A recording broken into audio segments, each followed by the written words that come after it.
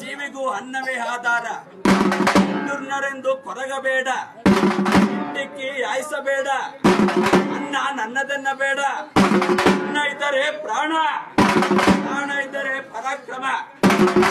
ಪರಾಕ್ರಮವನ್ನ ಮಾಡುವ ಕಾಯಕದಲ್ಲಿ ತೋರಿಸಬೇಕೇ ಹೊರತು ಪ್ರಯೋಜನಕ್ಕೆ ಬಾರದ ಕೆಲಸದಲ್ಲ. ರುದ್ರ ಮಾಲವರೇ ರುದ್ರ ಎಂದು ಹಾಡುತ್ತಾ ನುಡಿಯುತ್ತಾ ನುಡಿಸಲಯ್ಯೇ.